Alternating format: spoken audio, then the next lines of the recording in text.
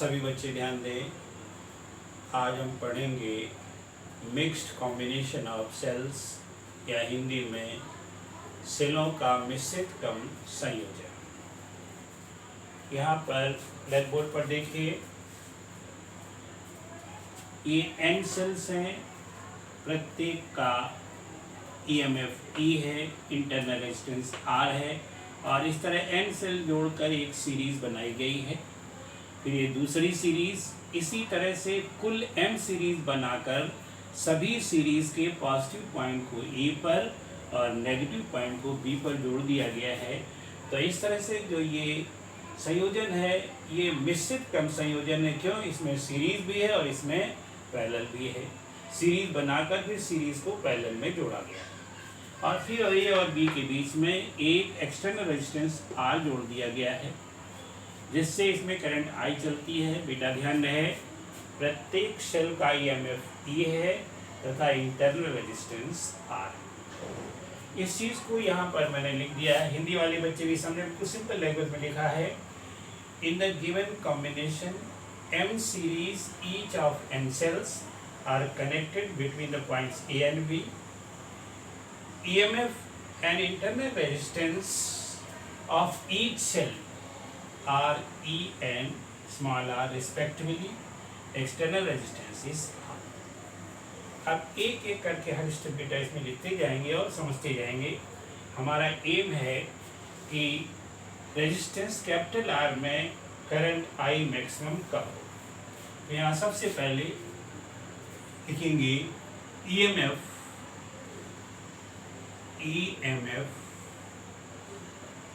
of each series। बेटा इधर ध्यान दो, प्रत्येक सीरीज का ईएमएफ एन ही हो जाएगा, क्यों एन सेल्स जुड़े हुए हैं तो एन ही हो गया। अच्छा, therefore EMF between the points A and B is equal to any y। हमने पहले बताया था कि पैरेलल कॉम्बिनेशन में चाहे कितनी सीरीज जोड़ दो, जो एक सीरीज का ईएमएफ होगा वही ए और बी के बीच का ईएमएफ हो जाएगा। इसके बाद इंटरनल रेजिस्टेंस या total internal resistance, total internal resistance of each series is equal to n small r. N into small r, क्यों? एक का आर है, एन से जुड़े हैं तो n इंटू आर हो गया। Therefore total internal resistance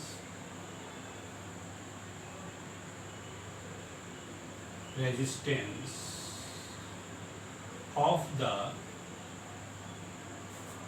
combination या रेजिस्टेंस ऑफ द कॉम्बिनेशन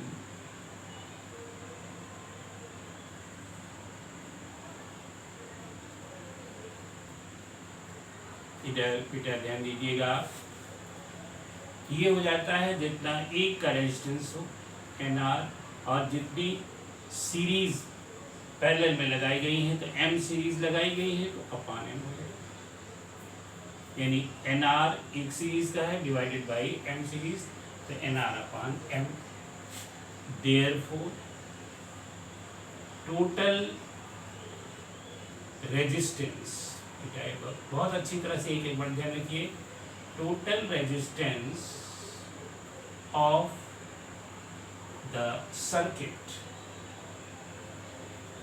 बेटा सर्किट का टोटल रेजिस्टेंस निकालना है, ये कितना हो जाएगा? N R upon M plus capital R, ये टोटल रेजिस्टेंस होगी। Therefore current I in the circuit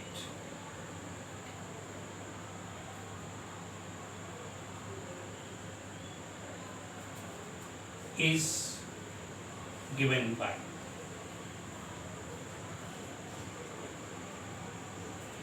I is equal to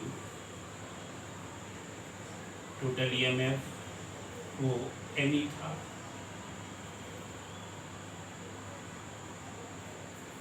divided by total resistance NR upon M plus capital R। क्या इसको सॉल्व करेंगे तो ये M ऊपर चला जाएगा, M N E divided by N small r plus M capital. अब बेटा सभी बच्चे इसको ध्यान से समझें। करंट इन द सर्किट ये निकले, हमने क्या बताया, हमारा एम होता है to obtain the maximum current, यानी मैक्सिमम करंट प्राप्त करना। और इस फंक्शन में मैक्सिमम आई तब होगी जब n are plus M r जो है वो मिनिमम हो। तो लॉजिक से इसी को हम मैक्सिमम करंट के लिए तैयार करेंगे। तो इधर बेटा ध्यान दीजिए, ये इक्वेशन नंबर 1 हो गई। तो यहाँ पर लिखेंगे फॉर करंट आई मैक्स या मैक्सिमम,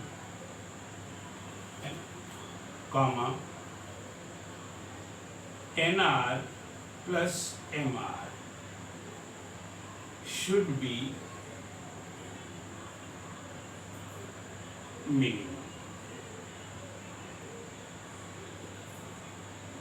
बेटा समझ गए होंगे, ये मिनिमम हो जाए तो आई मैक्सिमम हो जाएगी। और फिर यहाँ देखिए, और है ना, इसके लिए N are plus M R, मैंने बताया था इसी को बहुत संभाल के लिखना है, is equal to under root N R minus under root M R का whole square plus 2 under root M N small r capital R should be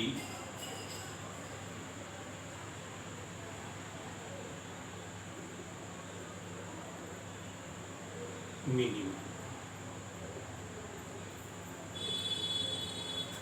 बेटा समझ गए, अगर इसको खोलो तो यही आ जाएगा, इसका एक पॉजिटिव हिस्सा आएगा जो इससे कैंसिल हो जाएगा, नेगेटिव हिस्सा आएगा इससे कैंसिल हो जाएगा, और ये दोनों पॉजिटिव जाएंगे जो ये बन करके आ जाएगा। तो ये चीज़ क्या होनी चाहिए, मिनिमम होनी चाहिए। और ये चीज शून्य होना चाहिए, R root M R minus root, not M, यहाँ एन है बेटा, minus root M R is equal to 0। मतलब this is equal to this should be minimum, और this should be equal to 0। और अब under R under root N small R is equal to under root M capital R, और N R is equal to M R. अब इसी को इसका हम इधर ले आए, और N R upon M is equal to R. मतलब मैक्सिमम करंट के लिए N R upon M should be equal to capital R, है ना। इसका क्या निष्कर्ष निकला, इसका ये निष्कर्ष निकला, यहाँ बेटा ध्यान दो,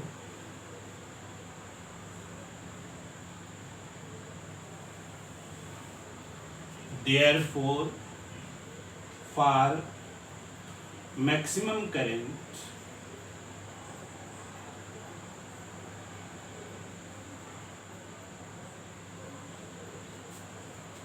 in the circuit. For maximum current in the circuit, इसको बोलते हैं टोटल इंटरनल रेजिस्टेंस. टोटल है ना बेटा, इधर देखिए क्या है, total internal resistance. Internal resistance should be equal to external resistance. बेटा इधर ध्यान दीजिए क्या है ये, NR/M = R होना चाहिए आई मैक्सिमम के लिए. ये क्या लिखा है, for maximum current in the circuit total internal resistance should be equal to external resistance. इसी चीज़ को लैंग्वेज में लिख दिया गया. तो सभी बच्चे समझ गए होंगे कि मिक्स्ड कॉम्बिनेशन में मैक्सिमम करंट कैसे निकलती है और उसके लिए क्या कंडीशन है. अब इसको सभी बच्चे समझ गए होंगे. इसको समझकर लिख डालिए. और ये क्वेश्चन को बहुत पूछा जाता है, इसलिए ये लास्ट का जो स्टेटमेंट लिखा है इसे सभी बच्चे याद रखेंगे.